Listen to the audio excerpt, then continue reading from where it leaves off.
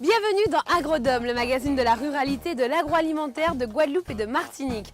Tous les mois, nous partons à la rencontre d'hommes et de femmes passionnés de nos régions. Ruralité, innovation, agroalimentaire, nutrition, agronomie et gastronomie sont au cœur d'Agrodome.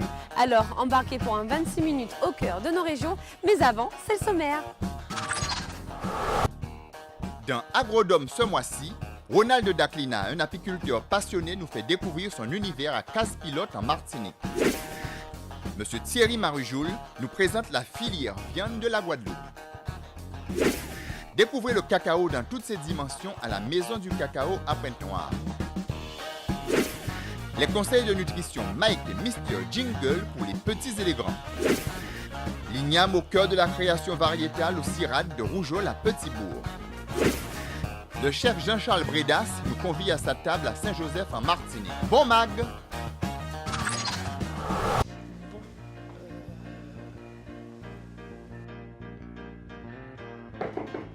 Entrez. Bonjour. Salut Pat. Alors, qu'en fait? Bien. Alors aujourd'hui, nous sommes en Antilles, cuisine centrale. On commence par quoi? Bah écoute, on passe en production, mode transformation. Ok, très bien, on y va.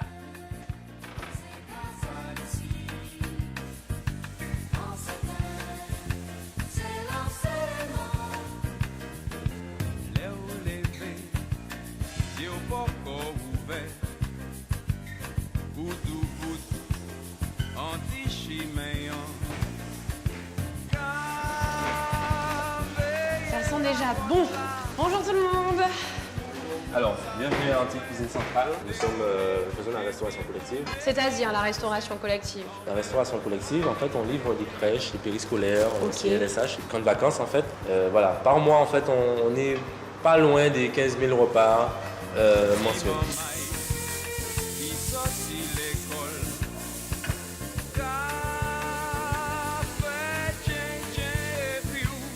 C'est en 2001 que naît Sika Cap Viande en Guadeloupe. Sika Cap Viande organise la filière viande d'ailleurs ici.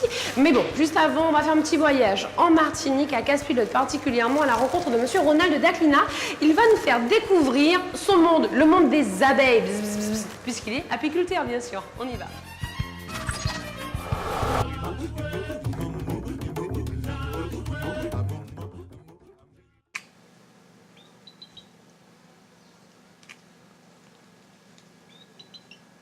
Je m'appelle Daclina Ronald, je suis le gérant de la miellerie Maniba, donc, qui comporte à peu près un peu plus de 700 ruches et donc qui fournit localement beaucoup de sociétés et de particuliers en Martinique en miel. J'ai commencé l'apiculture avec mon père à l'âge de 14 ans. J'ai créé la société Miellerie Maniba depuis 2007. Et donc en 2007, j'avais à peu près une centaine de ruches et maintenant, en 2013, je suis à un peu plus de 700 ruches. Donc pour une production de miel, à peu près 15 tonnes par an. Moi, quand j'ai commencé, il était beaucoup plus facile de faire du miel. C'est-à-dire qu'une ruche pouvait rester là pendant la période de disette, la mauvaise période, comme on dit, où il n'y a pas de fleurs. Et quand la floraison commençait, on lui rajoutait des osses, c'est-à-dire les boîtes qui vont sur le corps de ruche dans lequel les abeilles vont stocker le miel. Il suffisait de lui mettre les boîtes au bon moment et elle les remplissait de miel. Tandis que maintenant, c'est beaucoup plus compliqué. Il faut aller dans le corps de ruche, il faut faire très attention. Il y a des maladies comme la varroa, en plus des insecticides ou l'épandage dont on parle à l'heure actuelle qu'on veut reprendre. Donc c'est un peu le problème des apiculteurs.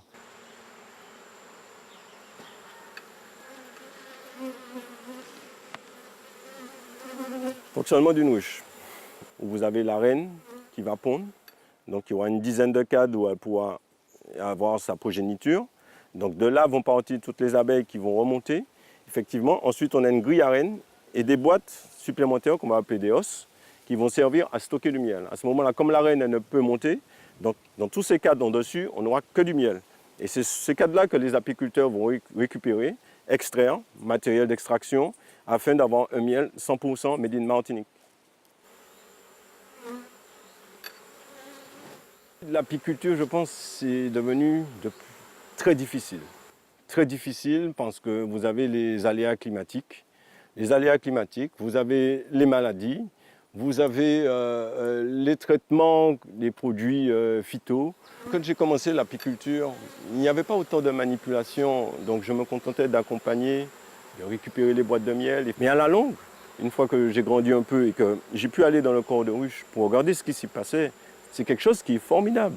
Ce sont des bêtes qui sont propres, c'est organisé, chacun son travail, c'est méthodique, c'est parfait. Pour moi, c'est ce qu'il y a de plus parfait. L'apiculture, l'abeille en elle-même, sa construction, son travail, c'est quelque chose de parfait.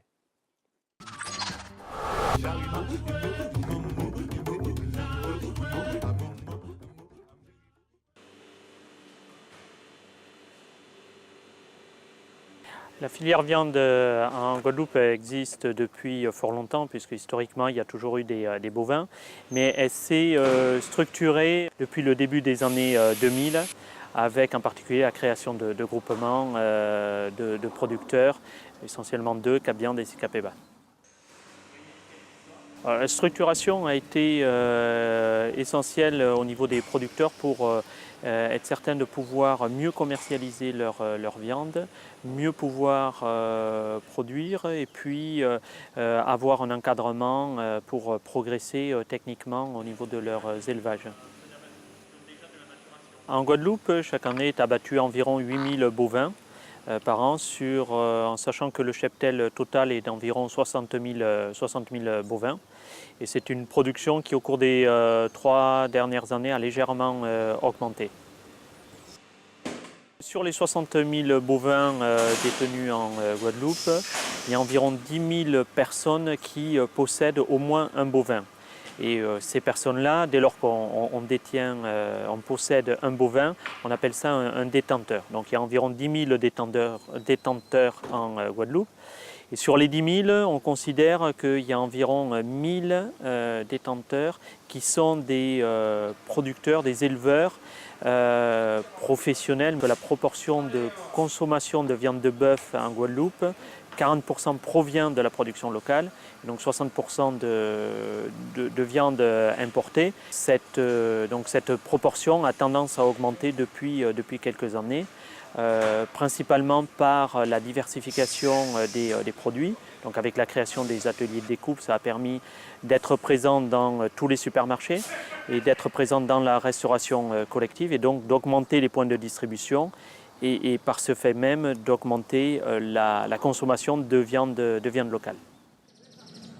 La Guadeloupe a la chance de bénéficier d'une production de viande bovine tout à fait naturelle, extensive, puisqu'il n'y a pas du tout d'étable pour produire les animaux en Guadeloupe. Les animaux sont élevés en liberté et ils consomment essentiellement, quasi exclusivement même on peut dire, des fourrages locaux, ce qui fait une production tout à fait saine et naturelle.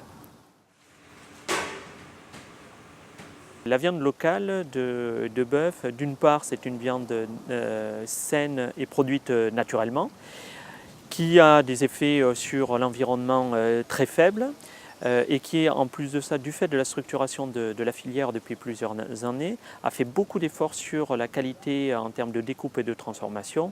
Et donc manger local, c'est manger sain et de bonne qualité.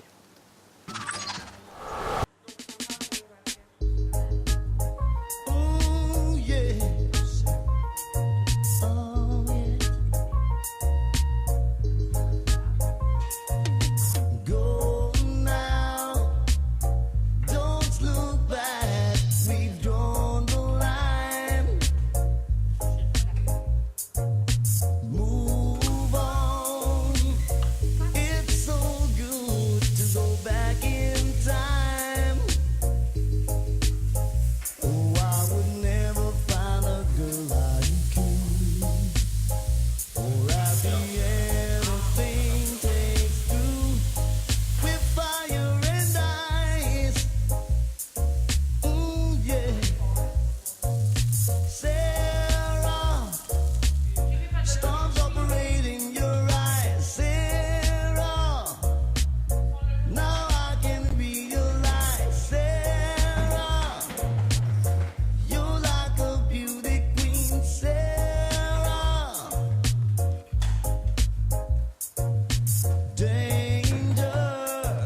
Et voilà le poisson, notre filet de dorade et son croquant d'oignon, attention.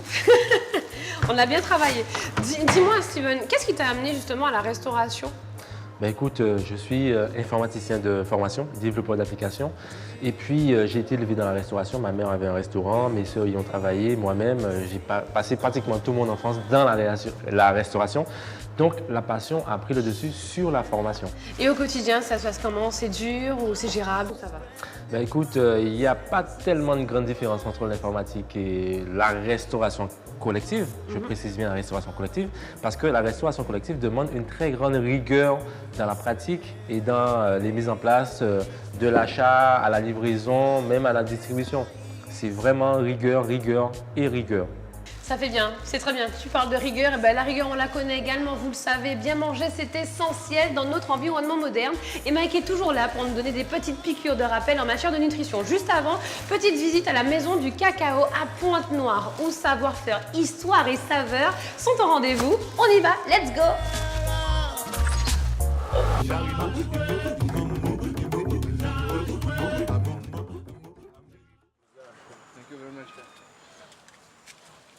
Bienvenue à la Maison du Cacao. Donc, vous êtes ici dans un écomusée à Pointe-Noire, Grande Plaine, Côte-Foulevent, lieu propice bien évidemment pour les plantations de cacao, café, comme elles ont pu exister il y a quelques années. Tout le monde connaît le chocolat et pourtant le cacao n'est pas si connu puisqu'en fait le cacao est à l'essence même donc, pour la fabrication d'un chocolat, la friandise la plus consommée aujourd'hui et depuis le XVIe siècle, puisque le chocolat naît au XVIe siècle par les Aztèques et les Mayas qui ont offert aux Espagnols une boisson à base de cacao et les Espagnols qui ont eu la charmante idée d'introduire du sucre. Voilà donc comment naît le chocolat, avant tout une boisson. Donc, la production du cacao aux Antilles est peu connue d'un point de vue international. Elle a existé depuis le XVIIe siècle, puisqu'en fait les Antilles françaises étaient productrices de cacao pour la cour de France, notamment pour Louis XIV. Et elle a existé jusque dans les années 70. Il existe 3 variétés de cacaoyers, donc 3 familles comme on les appelle, puisqu'il va y avoir des hybrides issus de ces familles. Donc on a la première qui est le Forastero, qui est d'origine du bassin d'Amazonie. Voilà. Nous allons avoir aussi le Trinitario qui va être en fait un hybride du Forastero et du Criollo. Le Criollo qui est la variété la plus recherchée parce que c'est un cacao qui est beaucoup plus fin, qui est recherché par les grands chocolatiers parce qu'il donne une pulpe qui a des notes florales de jasmin. Alors nous avons la chance, nous, dans la Caraïbe et notamment aux Antilles, d'avoir un berceau et un terroir qui nous permet d'avoir ces 3 variétés. Alors le cacaoyer a une particularité qui est assez extraordinaire, c'est la cauliflorie. Donc à savoir qu'à même le tronc où des branches maîtresses vont apparaître les fleurs. Donc en moyenne, on a à peu près 5 à 6 000 fleurs qui donneront naissance uniquement à un petit pourcentage en gros de ces fleurs vont donner naissance à une cabosse. Alors voilà, donc une cabosse qui peut être à la base verte, qui va arriver à maturité à un stade différent jaune à orangé, ou alors verte, grenat, qui va arriver à un stade de maturité orange.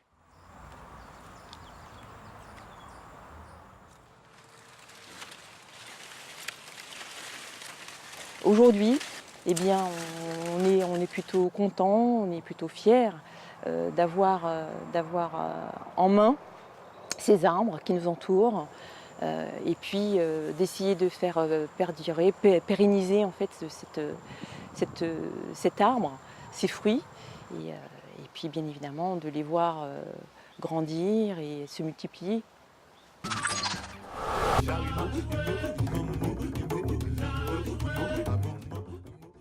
Rubrique santé nutrition, vous êtes à l'antenne. Nom c'est nom, mais tout nom pas nom. Aïe comprendre. Peut-être Mi chalet, maman, qu'a fait chose sérieux, différent pour la main bouillard. Au volant de mon camion, je n'en pouvais plus. Avec la clim en panne, en tout cas, mon soif. Chalet! En pas fait ni yon ni idée. On prend 2 litres jus. On boit ça, glouc, prend de l'eau. J'y c'est bon, bité, mes amis. Comme si beau tête. Si bon, dit bon. Joby, en cas de soif, bois de l'eau plutôt que du jus ou des sodas. L'eau est essentielle à la vie et améliore nos capacités mentales ainsi que nos capacités physiques. De même, l'eau élimine les toxines de notre corps. Par jour, un adulte doit consommer en moyenne 2 litres d'eau. Alors bois, Joby, bois, c'est bon pour la santé. Pourquoi dit ça, beau tête? Là, on souhaite vomir, boire de l'eau pour y descendre, prendre de l'eau. Allez, comprendre. Rubrique santé-nutrition, vous êtes à l'antenne?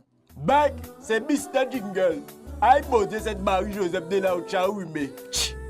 Je suis malade, Mike. Un oui me fait des bizarres.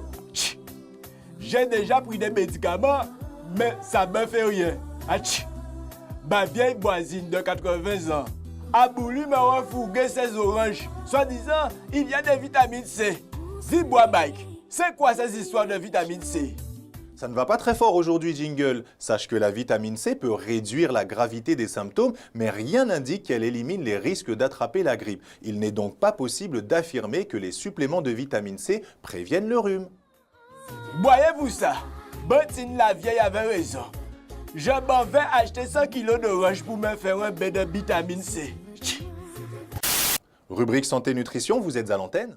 C'est Madame Ouya, monsieur à côté de là. Aïe, bon Dieu, Seigneur, la Vierge Marie. La côte de mon petit Jésus, mon petit chéri Doudou, est fêlé. Il est tombé à vélo. Docteur là dit moi, qu'un fois moins bas, il est pour Edis oreilles. Il pas qu'à tenir en cas dit, roulez moins vite avec bicyclette là.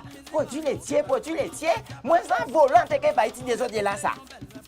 Madame, la vitamine D a un rôle primordial dans la consolidation osseuse car elle facilite l'absorption intestinale du calcium et du phosphore. Donc, comme vous pouvez le constater, c'est essentiel pour la croissance des enfants. On la trouve dans les produits laitiers, gras comme le beurre, mais également lors d'une exposition au soleil. Donc, attention. C'est bon, en suivre. Si on mange fromage, yaourt et boîte, zoayo et puis fort, ou tant jason.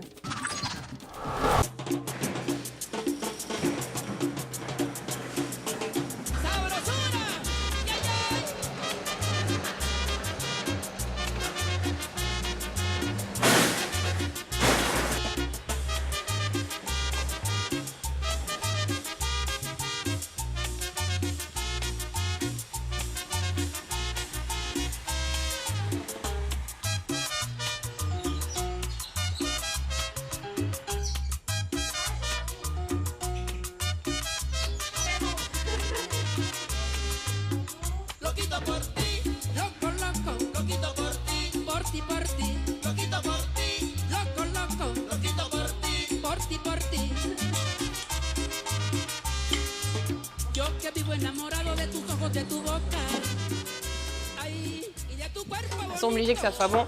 J'ai mis la main dedans. Parfait. Ah, mais la transition est toute faite puisque nous allons mettre les petits plats dans les grands. Il paraît qu'un pan de la gastronomie martiniquaise s'articule autour de la cuisine de Jean-Charles Bredas qui navigue entre tradition et créativité. Mais juste avant, voyons la création variétale sur l'igname. Il s'agit de mettre en place de nouvelles variétés d'igname pouvant lutter contre les maladies. On regarde.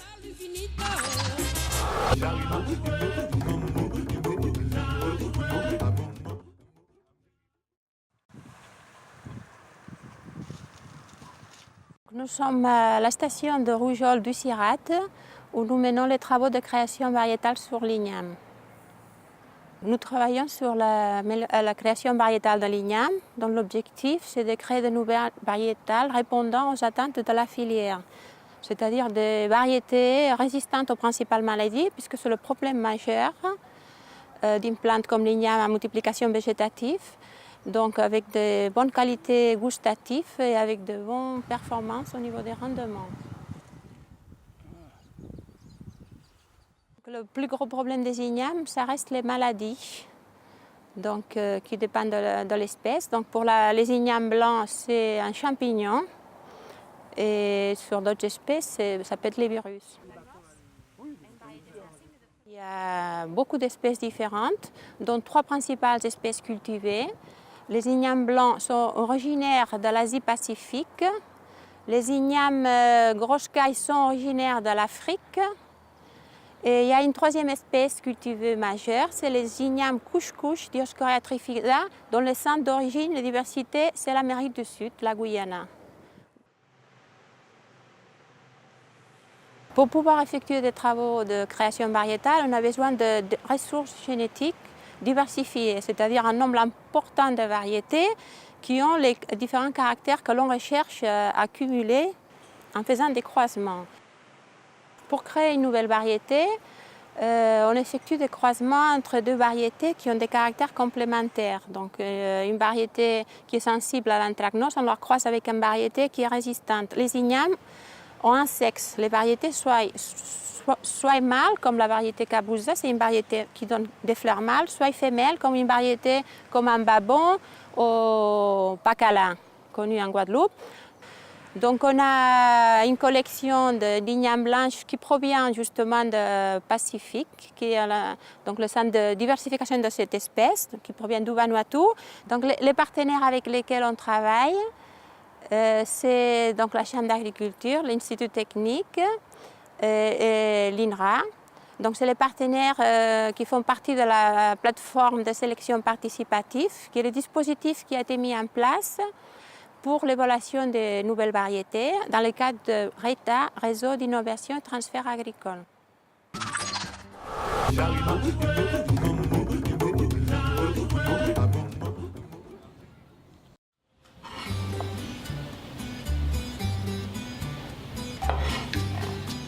La pièce montée d'Ijampakala et Mourir, combinée avec des coques en bouche, et au foie gras et lambi. Alors là, c'est l'esprit de la pièce montée en elle-même. Parce que bon, vous savez que la Martinique, c'est un lieu, les Antilles en général, c'est un lieu où on aime les belles choses. J'ai voulu créer cet esprit de pièce montée, c'est-à-dire avec un socle de légumes bien de chez nous, l'igname. Ensuite, je fais intervenir des produits dits nobles, comme les morilles, les champignons, qui a beaucoup de goût, merveilleux, et du foie gras. Et ensuite, j'accommode cela avec des petits choux. Des petits choux où je mets une mousse de lambi combinée avec des écrasés de foie gras.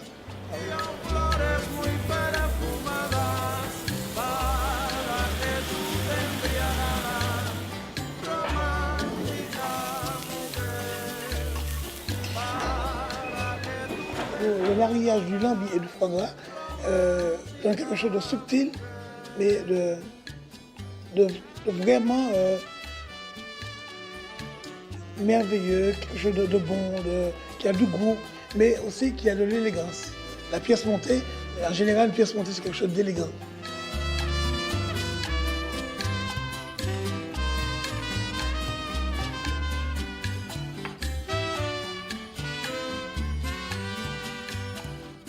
Je m'inspire un peu de la tradition de la Martinique, les tendances, la réaction des Martiniques et notre approche avec nous-mêmes.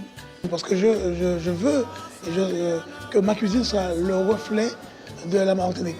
Car la Martinique, elle est quand même complexe avec son métissage, mais c'est surtout avec sa créolité.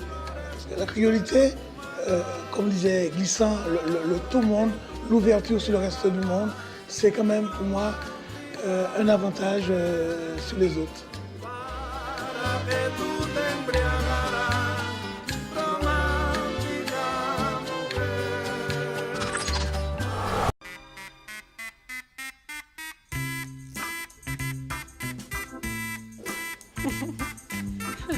Bye bye. Bon appétit, bonne provecho. Allez, on y va. On se jette sur la nourriture. Non, le riz, c'est moi. Hein.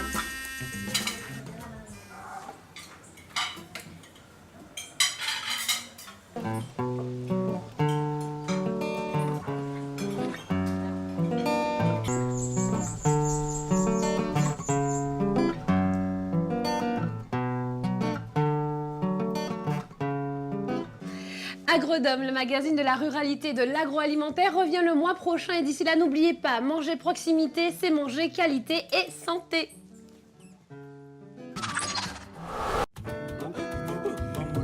Oh,